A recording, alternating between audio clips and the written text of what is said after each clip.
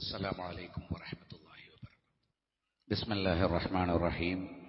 إن الحمد لله نحمده ونستعينه ونستغفره ونستهديه ونؤمن به ونتوكل عليه ونعوذ بالله من شرور أنفسنا وسيئات أعمالنا. من يهده الله فلا مضل له ومن يضلل فلا هادي له. وأشهد أن لا إله إلا الله وحده لا شريك له. وأشهد أن محمدا عبده ورسوله أرسله بالهدى ودين الحق ليظهره على الدين كله ولو كره المشركون.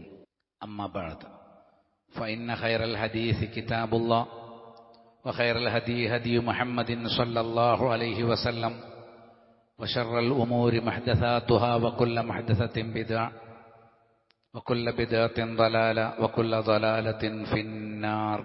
يا أيها الذين آمنوا اتقوا الله حق تقاته ولا تموتن إلا وأنتم مسلمون. يا أيها الناس اتقوا ربكم الذي خلقكم من نفس واحدة وخلق منها زوجها وبث منهما رجالا كثيرا ونساء. واتقوا الله الذي تساءلون به والأرحام إن الله كان عليكم رقيبا. يا أيها الذين آمنوا اتقوا الله وقولوا قولا سديدا يصلح لكم أعمالكم ويغفر لكم ذنوبكم ومن يطع الله ورسوله فقد فاز فوزا عظيما. അല്ലാഹുവിന്റെ കൽപ്പനാ നിർദ്ദേശങ്ങൾ പാലിച്ച് മുത്തഖികളും മുഹ്സിനുകളും മുവഹിദുകളുമായി ജീവിതം നയിക്കണമെന്ന് എന്നെയും നിങ്ങൾ ഓരോരുത്തരെയും ആദ്യമായി ഓർമ്മിപ്പിക്കുന്നു. യാ അയ്യുഹന്നാസു തഖൂ റബ്ബക്കും, ഓ ജനങ്ങളെ, നിങ്ങൾ നിങ്ങളുടെ റബ്ബിനെ സൂക്ഷിക്കണം. അല്ലദീ ഖലഖക്കും മിൻ നഫ്സിൻ വാഹിദ, ഒരേ ആത്മാവിൽ നിന്നാണ് അവൻ നിങ്ങളെയെല്ലാം സൃഷ്ടിച്ചത്. വഖലഖ മിൻഹാ സൗജഹ, അതേ ആത്മാവിൽ നിന്നു തന്നെയാണ് അവന്റെ ഇണയെയും അള്ളാഹു സൃഷ്ടിച്ചത്. വബസ്സ മിൻഹുമാ റിജാലൻ കസീറൻ വനിസാ, ആ ഇണകളിൽ നിന്ന് ധാരാളം പുരുഷന്മാരെയും സ്ത്രീകളെയും അവൻ ഭൂമിയിൽ വ്യാപിപ്പിച്ചു. വത്തഖുല്ലാഹല്ലദീ തസാഅലൂന ബിഹി, നിങ്ങൾ പരസ്പരം അന്വേഷിക്കുന്ന അള്ളാഹുവിനെ എല്ലാവരും സൂക്ഷിക്കണം. വൽ അർഹാം, കുടുംബ ബന്ധങ്ങളും നിങ്ങൾ സൂക്ഷിക്കണം. ഇന്നല്ലാഹ കാന അലൈക്കും റഖീബ, തീർച്ചയായും അള്ളാഹു നിങ്ങളുടെ മേൽ നിരീക്ഷകനാണ്. സൂറത്ത് നിസായിലെ 1-ാമത്തെ ആയത്ത്. കുടുംബ ബന്ധങ്ങൾ എപ്രകാരമാണ് കാത്തു സൂക്ഷിക്കേണ്ടത് എന്ന് കഴിഞ്ഞ ഒരു തവണ നമ്മൾ ചർച്ച ചെയ്തിരുന്നു. ഇനി കുടുംബത്തിൽ നമുക്കുള്ള ചുമതലകൾ എങ്ങനെയാണ് നിർവഹിക്കേണ്ടത്? പല സ്ഥാനമാണ്. ചിലർ മാതാപിതാക്കളാണ്, ചിലർ മക്കളാണ്, ഭാര്യയാണ്, ഭർത്താവാണ്, സഹോദരങ്ങളാണ്. ഈ ഓരോ സ്ഥാനത്തും നമ്മൾ നിർബന്ധമായി നിർവഹിക്കേണ്ട ചില ദൗത്യങ്ങളുണ്ട്. ആ ദൗത്യങ്ങൾ ഓരോന്നും മനസ്സിലാക്കുക എന്നുള്ളതാണ് ഇനി ഇൻഷാ അല്ലാഹ് നമ്മൾ ഉദ്ദേശിക്കുന്നത്. കുടുംബ ബന്ധം എത്രമാത്രം പവിത്രമായി കാത്തു സൂക്ഷിക്കേണ്ടതുണ്ട് എന്ന് നമ്മൾ മനസ്സിലാക്കി. കാരുണ്യത്തിലും സ്നേഹത്തിലുമാണ് കുടുംബം കെട്ടിപ്പടുക്കേണ്ടത്. വമിൻ ആയാതിഹി അൻ ഖലഖ ലക്കും മിൻ അൻഫുസികും അസ്വാജ, നിങ്ങളിൽ നിന്നു തന്നെ നിങ്ങൾക്ക് ഇണകളെ നാം സൃഷ്ടിച്ചു തന്നു എന്നുള്ളത് അള്ളാഹുവെ മാത്രമേ ആരാധിക്കാവൂ എന്നതിന്റെ ദൃഷ്ടാന്തങ്ങളിൽ, ആയത്തുകളിൽപ്പെട്ട ഒരു കാര്യമാണ്. കുടുംബങ്ങളെ നിങ്ങൾക്ക് സൃഷ്ടിച്ചത് എന്തിനു വേണ്ടി? ലിതസ്കുനു ഇലൈഹ, നിങ്ങൾ ഇണയിലേക്ക് സമാധാനം കണ്ടെത്താൻ. അപ്പോൾ ഒരാൾ കല്യാണം കഴിക്കുമ്പം അയാൾക്കുള്ള സമാധാനം നഷ്ടപ്പെടുകയല്ല വേണ്ടത്, അയാൾക്ക് സമാധാനം കിട്ടണം. ഭാര്യ കൂടെ ഉണ്ടാകുമ്പോൾ അയാൾക്ക് ആശ്വാസം ഉണ്ടാകണം. ഒരു ഭാര്യ കൂടെ ഉണ്ടാകുന്നത് ഒരാൾക്ക് ടെൻഷനാണെങ്കിൽ അയാളുടെ കുടുംബജീവിതം പരാജയമാണ്. അതുകൊണ്ട് നാം ശ്രദ്ധിക്കേണ്ട നിർബന്ധമായ ചില കാര്യങ്ങളുണ്ട്. വജഅല ബൈനക്കും മവദ്ദത്തൻ വറഹ്മ, നിങ്ങൾക്കിടയിൽ അവൻ സ്നേഹബന്ധവും കാരുണ്യവും നിശ്ചയിച്ചു.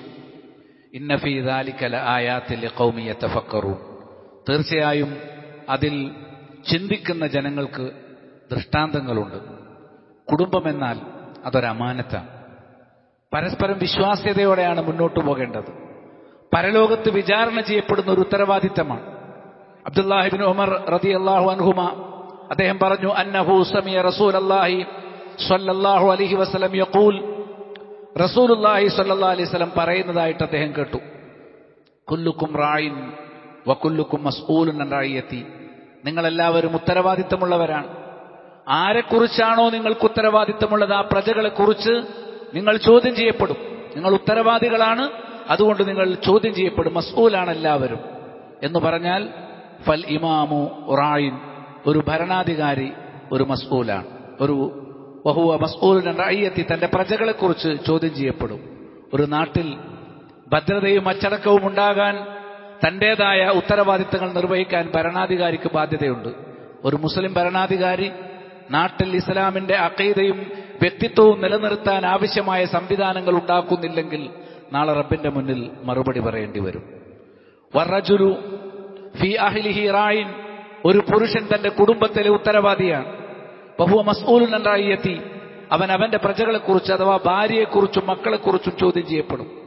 സ്വന്തം ഭാര്യയ്ക്കും മക്കൾക്കും ദീൻ അനുസരിച്ച് ജീവിക്കാനുള്ള ഉപദേശങ്ങളും സംവിധാനങ്ങളും വീട്ടിൽ ഒരുക്കി കൊടുത്തിട്ടില്ല എങ്കിൽ കുടുംബനാഥനായ പുരുഷൻ നാളെ റബ്ബിന്റെ മുന്നിൽ മറുപടി പറയേണ്ടി വരും. വൽ മർഅതു ഫീ ബൈതി സൗജിഹാ റായിയത്തുൻ, ഒരു സ്ത്രീ തന്റെ ഭർത്താവിന്റെ വീട്ടിൽ ഉത്തരവാദിത്തമുള്ളവളാണ്. വഹിയ മസ്ഊലത്തുൻ അൻ റഅയ്യത്തിഹാ, തന്റെ പ്രജകളെക്കുറിച്ച് അവൾ ചോദ്യം ചെയ്യപ്പെടും. അതായത് താൻ ആശ്വാസം നൽകി വളർത്തേണ്ട തന്റെ ഭർത്താവ്, അതേപോലെ താൻ നിയമനിർദ്ദേശങ്ങൾ പഠിപ്പിച്ചുകൊണ്ട് ഇസ്ലാമികമായി വളർത്തിക്കൊണ്ടുവരേണ്ട തന്റെ പ്രിയപ്പെട്ട മക്കൾ, അവരൊക്കെ ദീനിൽ നിന്ന് തെറ്റിപ്പോയാൽ, ഈമാൻ കുറഞ്ഞുപോയാൽ, ഹറാമിലേക്ക് വഴുതി വീണാൽ, ഒരു വീട്ടിലെ കുട്ടികൾ ദീനില്ലാത്തവരും നിസ്കാരമില്ലാത്തവരും ഹറാമിന്റെ വഴിയിൽ സഞ്ചരിക്കുന്നവരും ലഹരിക്കടിമപ്പെട്ടവരും ഒക്കെ ആണെങ്കിൽ തീർച്ചയായിട്ടും ആ കുട്ടികളുടെ ഉമ്മ റബ്ബിന്റെ അരികിൽ അതിന് മറുപടി പറയേണ്ടി വരും. എന്തുകൊണ്ട് കുട്ടി വഴിതെറ്റിപ്പോയി? തീർച്ചയായിട്ടും ഉമ്മ ഉത്തരവാദിയാണ്. മസ്ഊലുൻ അൻ റഅയ്യത്തിഹി എന്ന്, അൻ റഅയ്യത്തിഹ, അവൾക്ക് ആരെയൊക്കെ നോക്കാൻ ബാധ്യതയുണ്ടായിരുന്നോ അവരെക്കുറിച്ച് പരലോകത്ത് അവളോട് ചോദിക്കും. വൽ ഖാദിമു ഫീ മാലി സയ്യിദിഹി റായിൻ, ഒരു ഭൃത്യൻ തന്റെ യജമാനന്റെ സ്വത്തിന്റെ കാര്യത്തിൽ ഉത്തരവാദിത്തമുള്ളവനാണ്. അതായത് ഒരു കാര്യസ്ഥൻ, നമ്മൾ നമ്മുടെ ജോലിയും തൊഴിലുമൊക്കെ നോക്കാൻ ഒരു കാര്യസ്ഥനെ, ഒരു മാനേജറെ ഏൽപ്പിച്ചിട്ടുണ്ടെങ്കിൽ ആ ബിസിനസ്സിൽ അയാൾ ഉത്തരവാദിയാണ്. അതിൽ വീഴ്ച വരുത്തിയാൽ, യജമാനന് ഉണ്ടാകുന്ന ലാഭത്തിൽ അദ്ദേഹം നഷ്ടം വരുത്തിയാൽ റബ്ബിന്റെ അരികിൽ മറുപടി പറയേണ്ടി വരും. വഹുവ മസ്ഊലുൻ അൻ റഅയ്യത്തിഹി, തന്റെ കീഴിലുള്ള ഉദ്യോഗസ്ഥന്മാർ, മാനേജർ അയാൾ കൃത്യമായി ശ്രദ്ധിക്കുകയും എന്നിട്ട് തന്നെ ഏൽപ്പിച്ച, താൻ ശമ്പളം വാങ്ങി നിർവഹിച്ചുകൊണ്ടിരിക്കുന്ന ആ ദൗത്യം ആർക്കു വേണ്ടിയാണോ ആ യജമാനന് നഷ്ടം വരാതിരിക്കാൻ ശ്രദ്ധിക്കുകയും ചെയ്തില്ല എങ്കിൽ തന്റെ തൊഴിലാളികൾ കാണിക്കുന്ന വീഴ്ചയിൽ റബ്ബിന്റെ അരികിൽ ഒരു മാനേജർ മറുപടി പറയേണ്ടി വരും എന്ന് റസൂലുള്ളാഹി സ്വല്ലല്ലാഹി അലൈഹി വസല്ലം പഠിപ്പിച്ചു. സ്വഹീഹുൽ ബുഖാരിയിലും സ്വഹീഹ് മുസ്ലിമിലും. ഇപ്പം എല്ലാവരും ചിന്തിക്കേണ്ടത്, ഞാൻ റബ്ബിനോട് മറുപടി പറയേണ്ടതുണ്ട്. ഒരു ഭർത്താവാണെങ്കിൽ കുടുംബത്തിലെ എല്ലാ അംഗത്തെക്കുറിച്ചും, ഭാര്യയാണെങ്കിൽ മക്കളെക്കുറിച്ച് പ്രത്യേകിച്ചും, അതേപോലെ ഭർത്താവിന് ആവശ്യമായത് നൽകിയിട്ടുണ്ടോ എന്നതിനെക്കുറിച്ചും, ഭരണാധികാരിയാണെങ്കിൽ പ്രജകളുടെ കാര്യത്തിൽ, ഒരു മാനേജറാണെങ്കിൽ മുതലാളിയുടെ സ്വത്ത് ആ തൊഴിൽ അയാൾ കൈകാര്യം ചെയ്യുന്ന വിഷയത്തിൽ, അതേപോലെ തന്നെ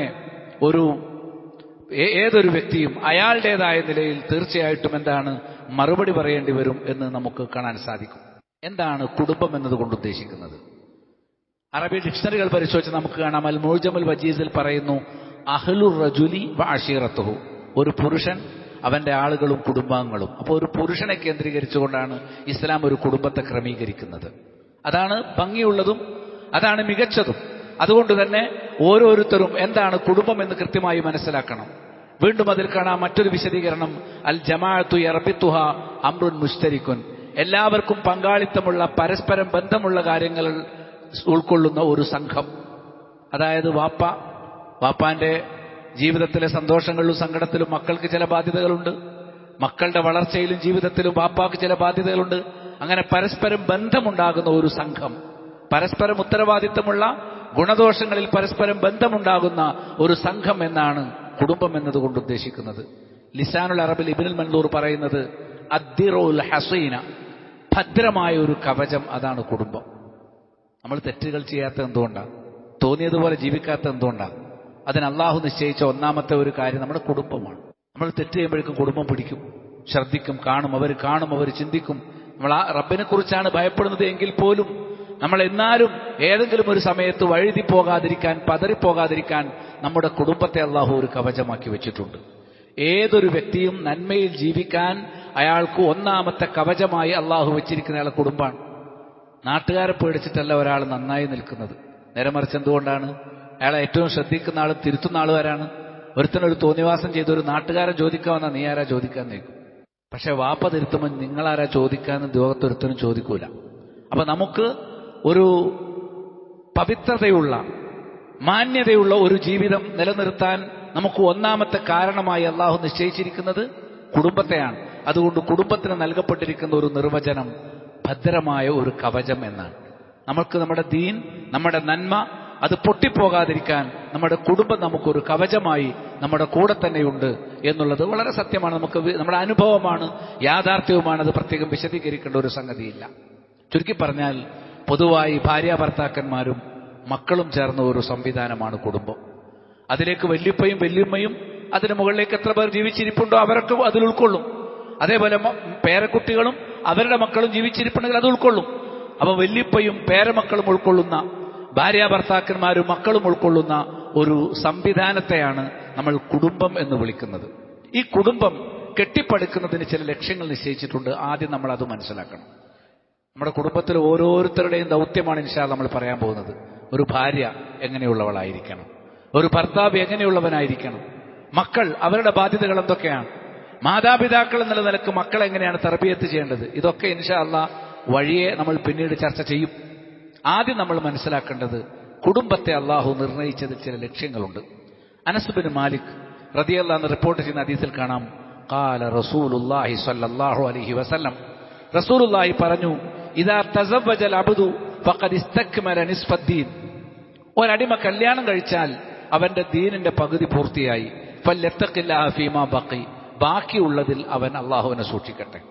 എന്ന് പറഞ്ഞാൽ കല്യാണം കഴിച്ച ഒരാൾക്ക് പരലോകത്ത് പ്രതിഫലം കിട്ടാൻ ഒരുപാട് സംഗതിയുണ്ട്. ഒന്ന്, ഭാര്യയുടെ വായിലേക്ക് ഒരു ചോറുരുള വെച്ചു കൊടുത്താൽ അതിന് കൂലിയുണ്ട്. അവൾ അടുക്കളയിൽ പണിയെടുക്കുമ്പോൾ സഹായിച്ചാൽ അതിന് കൂലിയുണ്ട്. ഇത് കല്യാണം കഴിച്ചവർക്കല്ലേ പറ്റുള്ളൂ. മനസ്സിലായില്ലേ?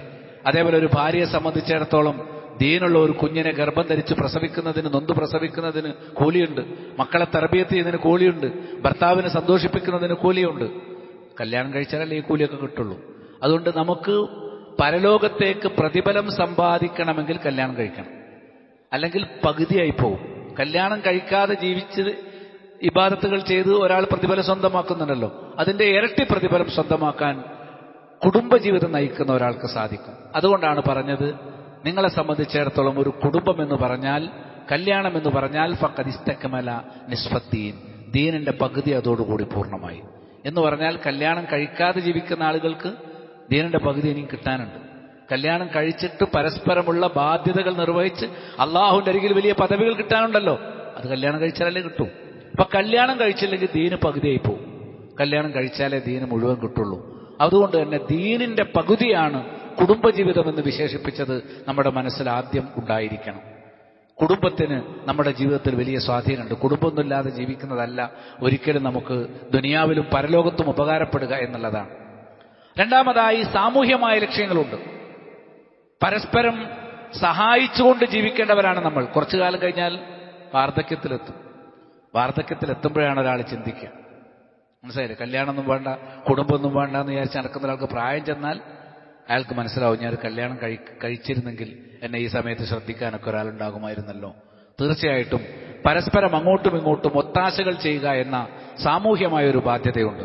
വഹുവല്ലദീ ഖലഖ മിനൽ മാഇ ബശറ, ജലത്തിൽ നിന്നാണ് മനുഷ്യനെ അള്ളാഹു സൃഷ്ടിച്ചത്. ഫജഅലഹു നസബൻ വസിഹ്റൻ, അവരെ രക്തബന്ധമുള്ളവരും കെട്ടുബന്ധമുള്ളവരുമാക്കി മാറ്റി. വകാന റബ്ബുക ഖദീറ, നിന്റെ റബ്ബ് കേൾപ്പുറ്റവനാണ്. ആദം നബിയുടെ കാലം മുതൽ ഇവിടെ കുടുംബക്രമമുണ്ട്. കുടുംബം എന്നുള്ളത് പിൽക്കാലത്തുണ്ടായ ഒരു സംഗതിയല്ല. അള്ളാഹു കുടുംബ വ്യവസ്ഥയോടെയാണ് മനുഷ്യനെ ഭൂമിയിൽ ജീവിക്കാൻ വിട്ടിരിക്കുന്നത്. ആദമും ഹവ്വാവും അവരുടെ മക്കളും ഒരു കുടുംബമായി നിലനിൽക്കണമെന്നത് അള്ളാഹുവിന്റെ തീരുമാനമായിരുന്നു. കുടുംബം എന്നുള്ളത് പിൽക്കാലത്തെപ്പോഴോ സ്വാഭാവികമായി രൂപപ്പെട്ട ഒരു സംഗതിയല്ല. മനഃപൂർവ്വം അള്ളാഹു നിർദ്ദേശങ്ങൾ കൊടുത്ത് വഹി നൽകി പഠിപ്പിച്ചെടുത്ത ഒരു സംഗതിയാണ്. പ്രപഞ്ചത്തിന്റെ തുടക്കം മുതൽ ആദം അലൈഹിസ്സലാം മുതൽ ഇവിടെ കുടുംബ വ്യവസ്ഥിതിയുണ്ട്. എവിടെയൊക്കെ കുടുംബ വ്യവസ്ഥിതി പൊട്ടിപ്പോയിട്ടുണ്ടോ അവിടെയൊക്കെ ജീവിതം ദുസ്സഹമാണ്. കുറച്ചു കാലം മുമ്പ് വരെ പാശ്ചാത്യ നാടുകളെ പറ്റി നമ്മൾ പറയും. അവിടെയൊക്കെ ജനിച്ചു വീഴുന്ന കുട്ടികളിൽ 75% കുട്ടികൾക്കും വാപ്പമാര് കൂടെ ഉണ്ടാവില്ല. അപ്പോഴേക്ക് തലാക്കായി പോയിട്ടുണ്ടാവും. എന്തുകൊണ്ട്? ഇപ്പം അത് പാശ്ചാത്യ നാട്ടിൽ മാത്രമല്ല, നമ്മുടെ നാടും അങ്ങനെയായി. കല്യാണം കഴിഞ്ഞ് 1 കൊല്ലം 2 കൊല്ലം കഴിയുമ്പോൾ തലാക്കായിട്ട് പോവാണ്. മാത്രമല്ല, വലിയ വലിയ സമൂഹത്തിൽ ഉത്തരവാദിത്വമുള്ള വലിയ രാഷ്ട്രീയ നേതാക്കന്മാർ വരെ കല്യാണമൊന്നും കഴിക്കണ്ട, ഏതെങ്കിലും ഒരു പെണ്ണുമായിട്ട് അങ്ങനെ ജീവിക്കാം, എന്നിട്ട് കണ്ട കേസിലൊക്കെ പോയി പെടുക. ഇതാണ് ഇപ്പം നമ്മൾ കണ്ടുകൊണ്ടിരിക്കുന്നത്.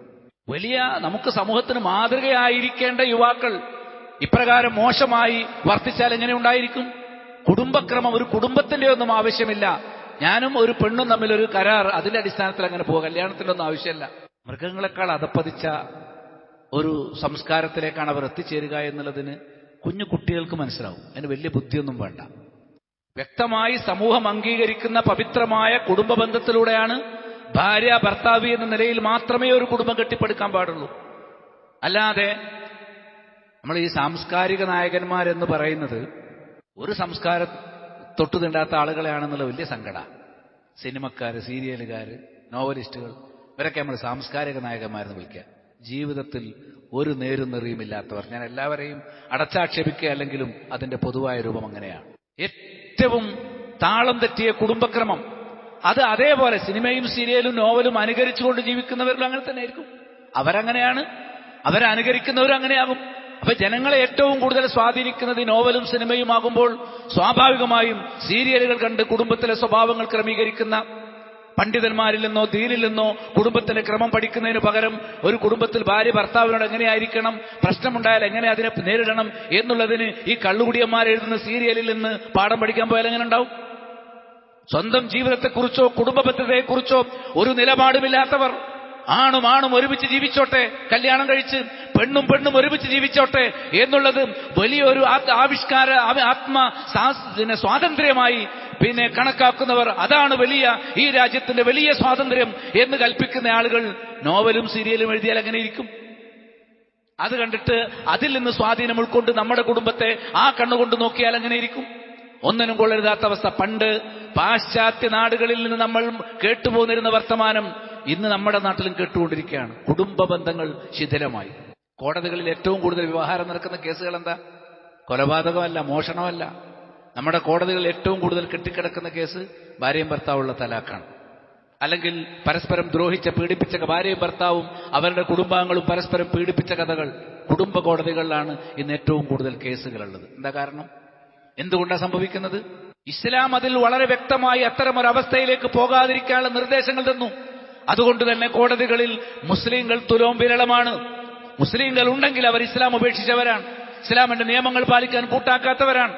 ഇസ്ലാം ഒരു കുടുംബക്രമത്തിൽ നൽകിയിട്ടുള്ള വ്യവസ്ഥകളെ പരിഗണിക്കുകയും അത് ജീവിതത്തിൽ ശ്രദ്ധിക്കുകയും അതിനനുസരിച്ച് കുടുംബത്തെ ക്രമീകരിക്കുകയും അത് ഗൗരവത്തോടെ കാണുകയും ചെയ്യുന്നവരാണ് എങ്കിൽ ആ കുടുംബങ്ങൾക്ക് കോടതിയിൽ പോയി തെണ്ടി നിരങ്ങേണ്ടി വരില്ല.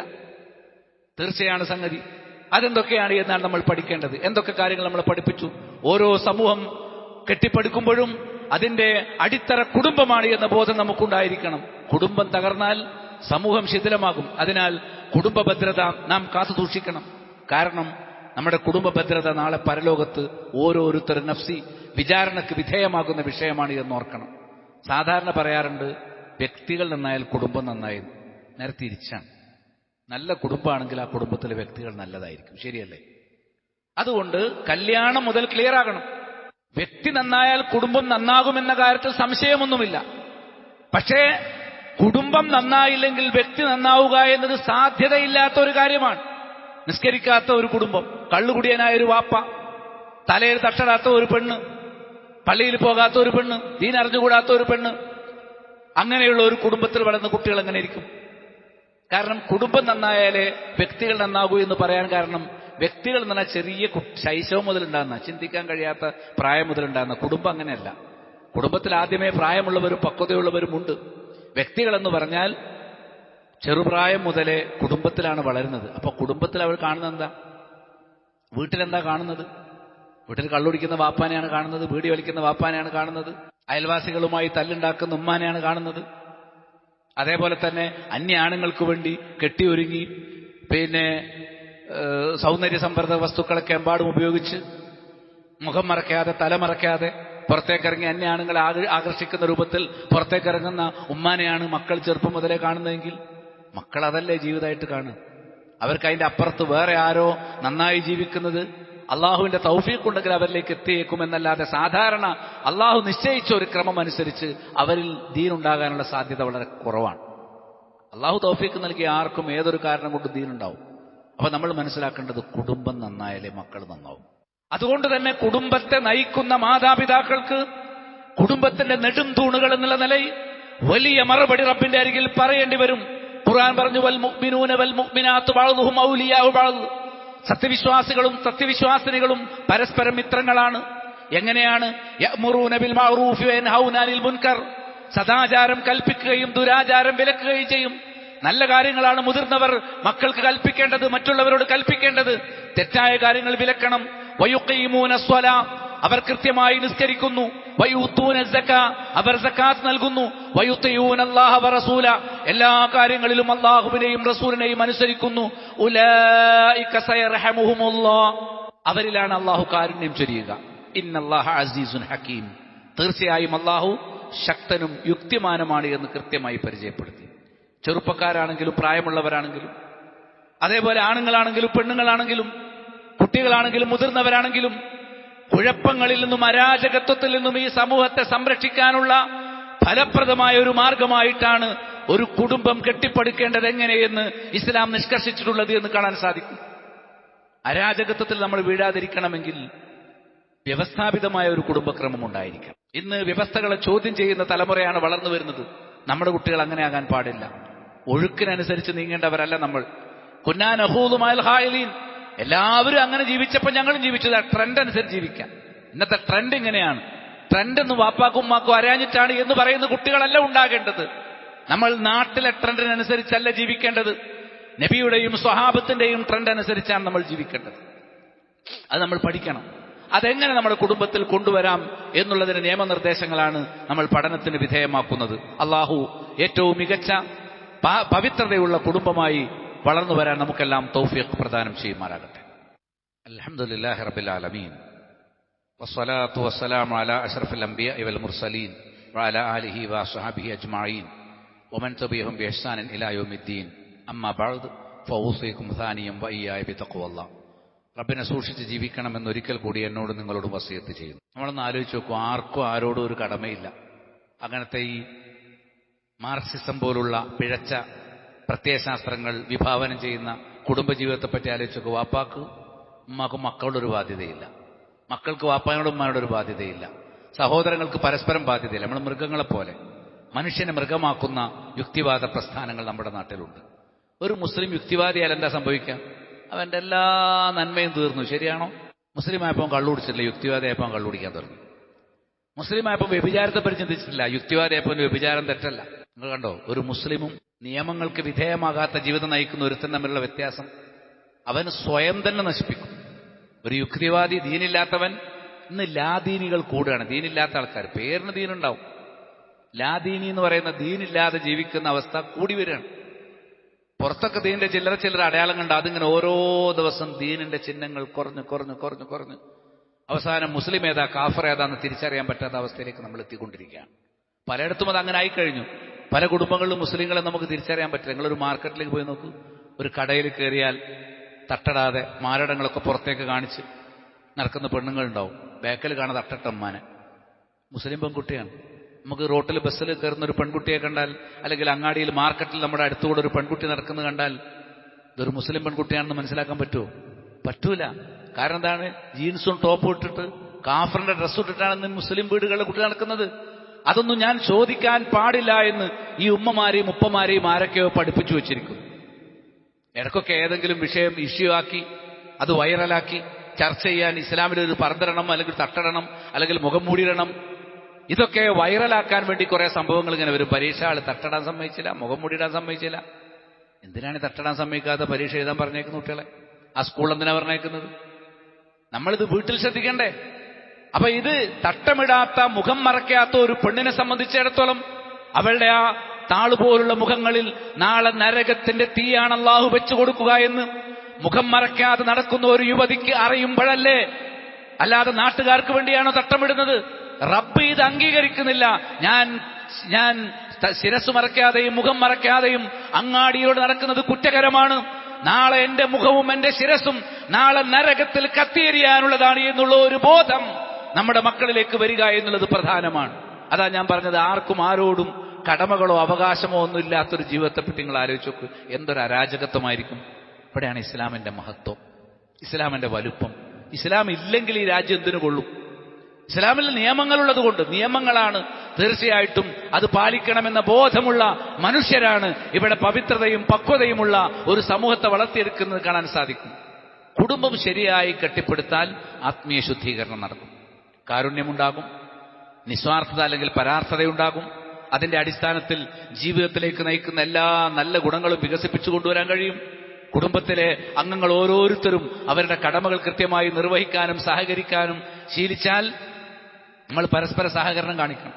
ഓരോരുത്തർ അവരവരുടെ ഉത്തരവാദിത്തങ്ങൾ നിറവേറ്റണം. അപ്പോഴേ കുടുംബത്തിൽ ഒരു വിശുദ്ധി നേടിയെടുക്കാൻ സാധിക്കുകയുള്ളൂ. അതിൽ അള്ളാന്റെ ശരീഅത്ത് നിലനിർത്താനാണ് ഒന്നാമത്തെ കാര്യം.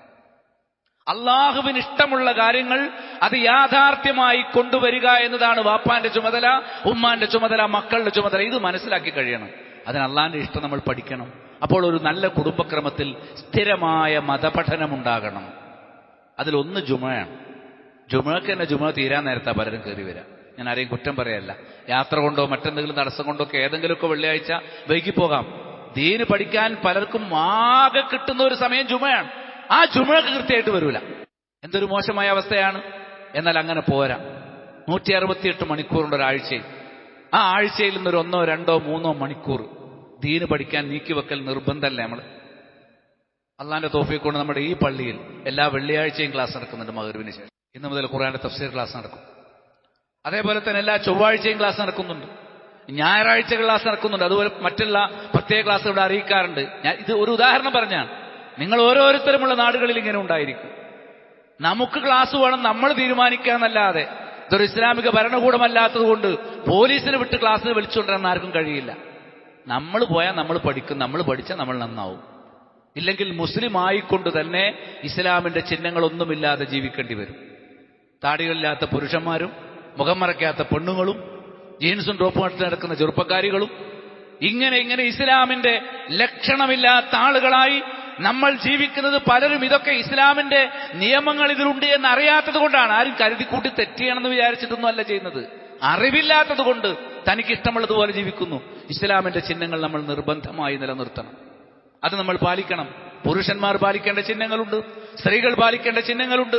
അതൊക്കെ നമ്മൾ കൊണ്ടുവരണം. അപ്പൊ അള്ളാഹുവിന്റെ ശരീഅത്ത് നിലനിർത്തുക. അല്ലെങ്കിൽ എന്താണ്, ജീവിതത്തിൽ വളരെ അപകടം വരും. അപ്പോ ഇസ്ലാമിൽ തലാഖ് പോലും എന്തിനാണെന്നറിയാം? ദീൻ നിലനിർത്താനാണ്. ഞാൻ ആ പെണ്ണിനെ തലാഖ് ചൊല്ലിയിട്ടില്ലെങ്കിൽ എന്റെ പരലോകം പോകും എന്ന അവസ്ഥ വരുമ്പോഴേ നമുക്ക് എന്ത് ചെയ്യാൻ പറ്റുള്ളൂ? തലാഖ് എല്ലാം പറ്റുള്ളൂ. ഞാൻ ഈ കള്ളൂടിയനായ ഭർത്താവിന്റെ കൂടെ തന്നെ, ഈ ജാറത്ത് പോകുന്ന ഭർത്താവിന്റെ കൂടെ തന്നെ മുന്നോട്ട് പോയാൽ എന്റെ പരലോകം നഷ്ടപ്പെടും എന്ന സമയത്തെ എന്റെ ഭർത്താവിന്റെ കൂടെ എനിക്ക് ജീവിക്കാൻ പറ്റില്ല എന്നൊരു ഭാര്യ തീരുമാനിക്കുന്നുള്ളൂ. ഭൗതികമായ കാരണങ്ങളും ഉണ്ടായിരിക്കാം. ഭൗതികമായ കാരണങ്ങളാലും ഇസ്ലാം കുടുംബബന്ധം വേർപെടുത്താൻ അനുവദിക്കുന്നുണ്ടെങ്കിൽ പോലും ആത്യന്തികമായി കുടുംബബന്ധം വേർപെടുത്താൻ അനുവദിച്ച എന്തിന്റെ പേരില? നമ്മളെ ദീന് നഷ്ടപ്പെട്ടു പോകാതിരിക്കാൻ. അപ്പൊ ദീന് നഷ്ടപ്പെടും എന്നൊരു ഘട്ടം വന്നാൽ നമ്മുടെ മക്കളെ പ്രസവിച്ച ഭാര്യയാണെങ്കിലും നമ്മൾ ഒഴിവാക്കേണ്ടി വരും. എന്തിനാ? പരലോകത്ത് നാളെ നരകത്തിൽ കയറി നിൽക്കേണ്ട അവസ്ഥ നമുക്കുണ്ടാവരുത്. നാളെ നമ്മുടെ കാൽപാദങ്ങൾ നരകത്തിലെ തീയിലേക്ക് ഇറക്കി വെക്കേണ്ടി വരരുത്. നമ്മുടെ കാൽമുട്ടുവരെ നരകത്തിലെ അഗ്നി ഇങ്ങനെ ഉയർന്നു വന്ന് അതിൽ വെന്തുരുകി വാവിട്ട് കരയേണ്ട സാഹചര്യം ഉണ്ടാകരുത്. അരക്കെട്ട് വരെ അല്ലെങ്കിൽ പിന്നെ ഈ കഴുത്തുവരെയും നരകത്തിന്റെ തീയിൽ വെന്ത് നീന്തി തുടിക്കേണ്ട ഒരു സാഹചര്യം നാളെ നമുക്കുണ്ടാകരുത്. അതിനു തക്കവണ്ണം ദീനിന്റെ അടിസ്ഥാനത്തിൽ തന്നെ നമ്മുടെ കുടുംബജീവിതം കെട്ടിപ്പടുക്കേണ്ടതുണ്ട്. അതിനെന്താണ് നമ്മൾ ചെയ്യേണ്ടത് എന്ന് ക്ലാസ്സുകളിൽ വരാതെ നിങ്ങൾ എങ്ങനെ പഠിക്കും? ഇത് വഴി കിട്ടോ? ഏതെങ്കിലും പുസ്തകങ്ങൾ ഒറ്റയ്ക്ക് വായിച്ചാൽ ഉണ്ടാക്കിയെടുക്കാൻ പറ്റിയതല്ല ദീനീ വിജ്ഞാനം. അതൊരു ഉസ്താദിൽ നിന്ന് പഠിക്കേണ്ടതാണ്. പുസ്തകം വായിച്ചാൽ കുറെ അറിവൊക്കെ കിട്ടും, പക്ഷെ അതിന്റെ പ്രാക്ടീസ് കിട്ടൂല. എങ്ങനെയാണ് നമ്മൾ ജീവിതത്തിൽ അതുകൊണ്ടാണ് പലരും ദുർവ്യാഖ്യാനിക്കുന്നത്. എന്താണ്? ഇപ്പൊ ഞാൻ ചോദിക്കട്ടെ, മ്യൂസിക് ഒന്നും ഹറാമല്ല എന്ന് വിചാരിക്കുന്ന എത്രയോ ആൾക്കാർ നമ്മുടെ കൂട്ടത്തിലുണ്ട്. അവർ പുസ്തകം മാത്രമേ വായിച്ചിട്ടുള്ളൂ. ഉസ്താദുമാരടുത്ത് പോയി പഠിച്ചാൽ അവർക്ക് മനസ്സിലാവുന്നത് മ്യൂസിക് ഹറാമാണ്. കല്യാണത്തിന് തലേന്നൊക്കെ ഒരു മ്യൂസിക് വലിയ ഒരു ഗാനമേള വെച്ചാൽ പാട്ട് പാടിക്കും, പക്ഷെ ആണുങ്ങളും പെണ്ണുങ്ങളും കൂടിയിരിക്കരുത്. പെണ്ണുങ്ങൾ പാടുന്ന ആണുങ്ങൾ കേൾക്കാൻ ഇടവരരുത്. ഇന്ന് പെണ്ണുങ്ങളെ പാട്ടല്ലേ ആണുങ്ങൾ മുഴുവൻ കേൾക്കുന്നത്. കല്യാണ വീടുകളിലൊക്കെ ആ തോന്നിയാസല്ലേ നടന്നുകൊണ്ടിരിക്കുന്നത്. അപ്പൊ നമ്മുടെ സംസ്കാരമാണ് നമ്മുടെ കല്യാണ വീടുകൾ കാണുന്നത്. ഇന്നത്തെ ഒരു ദിവസം ദീൻ മറച്ചു വെക്കാമെന്ന് തീരുമാനിച്ചാൽ ആ ദിവസമാണ് നമ്മുടെ ജീവിതത്തിന്റെ അവസാനമെങ്കിലോ? നമ്മുടെ വീട്ടിൽ നമ്മുടെ മകന്റെ അല്ലെങ്കിൽ മകളുടെ കല്യാണം നടക്കുന്ന ദിവസമാണ് നമ്മുടെ റൂഹ് പിടിക്കാൻ അല്ലാഹു മലക്കുൽ മൗത്തിനെ പറഞ്ഞയക്കുന്നത് വിചാരിക്കാം. നമ്മൾ വിചാരിക്കും ഒരു ദിവസമല്ലേ, നമുക്കൊന്ന് കണ്ണിമ്മിക്കളയാം, കുട്ടിക്കൊരു സന്തോഷം. എന്നിട്ട് ചിലയിടത്ത് കള്ളു വിളമ്പെന്ന് ആണും പെണ്ണും കൂടിക്കലർന്നിട്ട് റീൽസ് ഉണ്ടാക്കുന്നു, ഡാൻസും പാട്ടും തോന്നിയാസും കളി.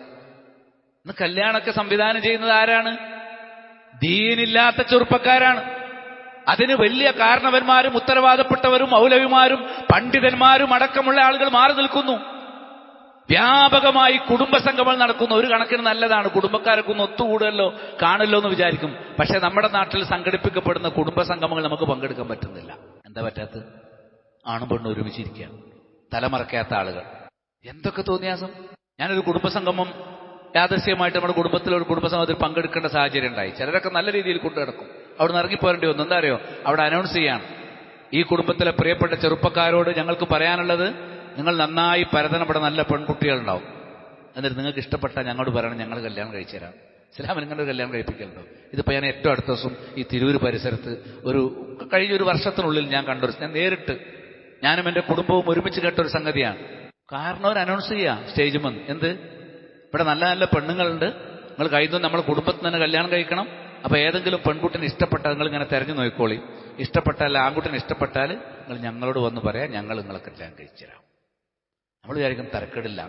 പിന്നെ കാണുന്നത് എന്താണ്? കാതടപ്പിക്കുന്ന മ്യൂസിക്കും ഡാൻസും പാട്ടും.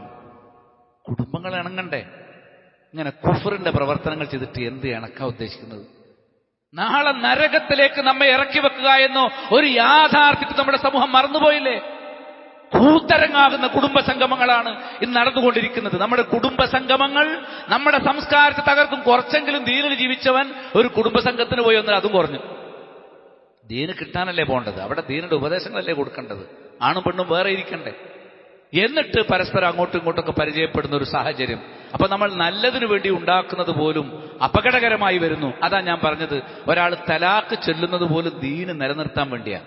പക്ഷെ ഇവിടെ ദീൻ നഷ്ടപ്പെടുന്ന രംഗങ്ങൾ നമ്മൾ മനഃപൂർവ്വം ഉണ്ടാക്കിക്കൊണ്ടിരിക്കുക. ഖുർആൻ പറഞ്ഞു, ഫൈൻ ഖിഫ്തും അല്ലാ യുഖീമാ ഹുദൂദല്ലാഹ്, അള്ളാഹുവിന്റെ അതിരുകൾ നിലനിർത്താൻ, അള്ളാഹിന്റെ ദീൻ നിലനിർത്താൻ നിങ്ങൾ ഭയപ്പെടുമെങ്കിൽ ഫലാ ജുനാഹ അലൈഹിമാ ഫീ മഫ്സദത് ബി, ഒരാൾ വിവാഹബന്ധം വേർപെടുത്തുക എന്നുള്ളത് അവർക്ക് കുറ്റകരമായ കാര്യമല്ല. ദീൻ നിലനിർത്താൻ കഴിയാതിരിക്കുമ്പോഴാണത്. മനസ്സിലായില്ലേ? അപ്പൊ നമ്മൾ എന്ത് ചെയ്യണം? ദീനിന്റെ പാരമ്പര്യമാണ് നിലനിർത്തേണ്ടത്. ഈ പരമ്പരയുണ്ടല്ലോ നമുക്ക് പരലോകത്ത് പ്രയോജനപ്പെടും നമ്മുടെ മക്കൾ. അതിനാൽ നമ്മുടെ മക്കളെ നമ്മൾ ദീനിൽ വളർത്തിക്കൊണ്ടുവരണം. മാമിൻ മൗലൂദിൻ ഇല്ലാ യൂലദു അലൽ ഫിത്ര, ഒരു കുഞ്ഞും ശുദ്ധ പ്രകൃതത്തിലല്ലാതെ ജനിക്കുന്നില്ല. ഫഅബവാഹു യുഹബിദാനിഹി വയുനസ്സിറാനിഹി വയുമജ്ജിസാനിഹി, മാതാപിതാക്കളാണ് അവനെ യഹൂദിയാക്കുന്നതും നസറാനിയാക്കുന്നതും മജൂസിയാക്കുന്നതും. അതായത് അവരുടെ സംസ്കാരത്തിലേക്ക് കുട്ടികളെ കൊണ്ടുപോകുന്നത് വാപ്പയും ഉമ്മയുമാണ്. കമാ തുൻതജുൽ ബഹീമത്തു ബഹീമതൻ ജംആ ഹൽ തുഹിസ്സുന ഫീഹി മിൻ ജദഅ, ഈ കന്നുകാലികളെ സംബന്ധിച്ചിടത്തോളം അവയിൽ വൈകല്യമോ ഇല്ലാത്ത ജീവികൾ വൈകല്യമില്ലാത്തവയെ പ്രസവിക്കുന്നത് പോലെ എന്ന് പറഞ്ഞാൽ, കൊമ്പുള്ള ഒരു ജീവിക്ക് കൊമ്പുള്ള കുട്ടി ഉണ്ടാകും, നല്ല വാപ്പാക്ക് നല്ല മക്കളുണ്ടാവും, ചീത്ത വാപ്പാക്ക് ചീത്ത മക്കളുണ്ടാവും. സ്വാഭാവികമാണ്. അത് നമ്മൾ നന്നായി ശ്രദ്ധിക്കണം. ഈ അനാഥാലയത്തിൽ വളരുക എന്ന് പറഞ്ഞാൽ യഥാർത്ഥത്തിൽ ഒരു കുട്ടിയുടെ വളർച്ചയെ ബാധിക്കും. നമുക്കറിയാം, നിവൃത്തിയില്ലെങ്കിൽ ചിലപ്പോൾ അനാഥാലയത്തിൽ വളരേണ്ടി വരും. അനാഥാലയത്തിൽ വളരുന്ന ഒരു കുട്ടിയും ദീനുള്ള വാപ്പാന്റെ ഉമ്മാന്റെ കൂടെ വളർന്ന കുട്ടിയും നല്ല വ്യത്യാസം ഉണ്ടാവും. ഞാൻ വ്യക്തിപരമായി അനാഥാലയത്തിൽ ജീവിച്ചു വളർന്ന ഒരാളാണ്. വാപ്പാന്റെ ഉമ്മാന്റെ കൂടെ എന്റെ കുട്ടികൾ എന്റെ കൂടെ വളർത്താൻ എനിക്ക് സാധിക്കുന്ന രണ്ടും തമ്മിലുള്ള വ്യത്യാസം എനിക്ക് നന്നായിട്ടറിയാം. നമുക്കെന്താണെന്ന് നഷ്ടപ്പെട്ടു പോയത് ഇപ്പൊ നമുക്ക് ചിന്തിക്കാൻ പറ്റുന്നുണ്ട്. ഇത് ലോകം അംഗീകരിച്ച ഒരു സംഗതിയാണ്. കുട്ടികളുടെ വളർച്ചയെ അത് സ്വാധീനിക്കും, അവരുടെ വൈകാരികമായ സന്തുലിതത്വത്തെ ബാധിക്കും. യഥാർത്ഥത്തിൽ ഒരു കുട്ടിയുടെ ശരിയായ വയസ്സ്, വ്യക്തിത്വം രൂപപ്പെടുന്ന ആദ്യത്തെ 6 വയസ്സ് വരെയാണ്. 6 വയസ്സ് വരെ കുട്ടികൾ എങ്ങോട്ടും വിടരുത്, പാപ്പാന്റെ ഉമ്മാന്റെ അടുത്ത് തന്നെ ആയിരിക്കണം. അവർക്ക് എപ്പോഴും കാണാൻ കിട്ടണം. മനസ്സിലായില്ലേ? ഇത് കുട്ടീനേക്കാളും ഭാരമുള്ള ബാഗും തൂക്കിയിട്ട് നമ്മൾ 2.5 വയസ്സാകുമ്പോൾ കുട്ടീനെ ഇറക്കി വിടുകയാണ് വീട്ടിൽ. ശരിയല്ല അത്. ഇനി 1-2 മണിക്കൂർ നമ്മൾ ഭാരമൊന്നുമില്ലാത്ത എന്തെങ്കിലും പഠനം പഠിക്കാനോ കളിക്കാനോ കുട്ടികൾ വിട്ടാൽ പോലും പാപ്പാന്റെ ഉമ്മാന്റെ വൃത്തത്തിൽ തന്നെ ഈ പ്രായത്തിൽ കുട്ടികൾ വളരണം. ആ സമയത്ത് അവർ എല്ലാ കാര്യങ്ങളും അനുകരിക്കും, ശരിക്കും. ബാപ്പയമ്മയെ അടിയുണ്ടാക്കി ബഹളുണ്ടാക്കി പരസ്പരം തെറി വിളിച്ചാൽ അതൊക്കെ ഈ കുഞ്ഞു കുട്ടികളെ മനസ്സിൽ സ്വാധീനിക്കും. ആർക്കെങ്കിലും സംശയമുണ്ടോ? നമ്മുടെ ജീവിതത്തിൽ കണ്ടുപോകുന്ന കാര്യങ്ങളാണ്. നമ്മുടെ കുട്ടികൾ നമ്മളെ ധിക്കരിക്കുന്നവരും നിഷേധികളുമായി മാറുന്നെങ്കിൽ പാപ്പാന്റെ ഉമ്മാന്റെ കൊള്ളരുതായ്മകൾ തന്നെയാണ്. അപ്പൊ അതൊക്കെ മക്കളെക്കുറിച്ചൊന്നും ചിന്തിക്കാതെ ജീവിതത്തെ മുന്നോട്ട് കൊണ്ടുപോവുക എന്നുള്ളത് ബുദ്ധിയുള്ള ഒരു മാതാവിനും പിതാവിനും യോജിച്ച ഒരു സംഗതിയല്ല. ഒരു കുടുംബത്തിലെ കുട്ടി സ്ഥിരതയും ഐക്യവുമുള്ള ഒരു കുടുംബത്തിലെ കുട്ടിയാണെങ്കിൽ സ്ഥിരതയും ഐക്യവുമില്ലാത്ത ഒരു കുടുംബത്തിൽ വളരുന്ന കുട്ടിയും തമ്മിൽ നല്ല വ്യത്യാസം ഉണ്ടാവും അല്ലെ? ക്ഷീണിച്ച് വീട്ടിലെ കാര്യങ്ങൾ നോക്കാൻ കഴിയാതെ ബാധ്യതകൾ നിർവഹിക്കാത്ത ഒരു വാപ്പയുമ്മയും പരസ്പരം ബഹളുണ്ടാക്കുന്ന ഒരു വാപ്പയുമ്മയും ആ വാപ്പാന്റെ ഉമ്മാന്റെ കൂട്ടത്തിൽ വളരുന്ന ഒരു കുട്ടിയും അള്ളാനെ ഭയന്ന് ജീവിക്കുന്ന ഇണക്കത്തിൽ വളരുന്ന പരസ്പരം സ്നേഹം കൈമാറുന്ന വാപ്പാന്റെ ഉമ്മാന്റെ കൂടെ ജീവിക്കുന്ന കുട്ടിയും തമ്മിൽ എത്ര വ്യത്യാസം ഉണ്ടാവും? ഈ കുട്ടികളല്ലേ നാളെ ഈ കുടുംബത്തിൽ സമൂഹത്തിന്റെ ഭാഗമായി മാറുന്നത്. അപ്പൊ സമൂഹത്തെ കെട്ടിപ്പടുക്കുന്നത് കുടുംബമാണ്. അതുകൊണ്ട് കുടുംബം ക്രമീകരിക്കേണ്ട കെട്ടിപ്പടുക്കേണ്ട മാതാപിതാക്കളെ സംബന്ധിച്ചിടത്തോളം വലിയ ഉത്തരവാദിത്തമുണ്ട്. അവരുടെ ഉത്തരവാദിത്തങ്ങളാണ് ഇൻഷാ അള്ളാഹ് ഇനി നമ്മൾ ചർച്ച ചെയ്യാൻ പോകുന്നത്. അള്ളാഹു ഇഷ്ടപ്പെടുന്ന ഇണക്കമുള്ള കുടുംബത്തെ വാർത്തെടുക്കാൻ അള്ളാഹു നമുക്ക് തൗഫീഖ് പ്രദാനം ചെയ്യുമാറാകട്ടെ. എനിക്ക് പരിചയമുള്ള എൻ്റെ ഏറ്റവും അടുത്ത സുഹൃത്തിൻ്റെ ദീനുള്ള തൗഹീദുള്ള ഒരു ഉമ്മ ഇന്ന് മരണപ്പെട്ടു. അവർക്ക് അള്ളാഹു മഗ്ഫിറത്തും റഹ്മത്തും പ്രദാനം ചെയ്യുമാറാകട്ടെ. എല്ലാ സഹോദരി സഹോദരന്മാർക്കും പണ്ഡിതന്മാർക്കും നമ്മുടെ തൗഹീദിൽ മരണപ്പെട്ടു പോയ എല്ലാവർക്കും അള്ളാഹു മഗ്ഫിറത്തും റഹ്മത്തും പ്രദാനം ചെയ്യുമാറാകട്ടെ. രോഗം കൊണ്ട് വിഷമിച്ച് ഹോസ്പിറ്റലുകളിലും വീടുകളിലും ഉള്ളവർക്ക് അള്ളാഹു പൂർണ്ണമായ ശിഫ നൽകുമാറാകട്ടെ. അല്ലാഹു മഗ്ഫിർ ലിൽ മുഅ്മിനീന വൽ മുഅ്മിനാത്ത് വൽ മുസ്ലിമീന വൽ മുസ്ലിമാത്ത് അൽ അഹ്യാഇ മിൻഹും വൽ അംവാത്ത് ഇന്നക മുജീബുദ് ദഅവാതി യാ ഖാദിയൽ ഹാജാത്ത് ربنا آتنا في الدنيا حسنة وفي الآخرة حسنة وقنا عذاب النار وصلى الله على من لا نبي بعده.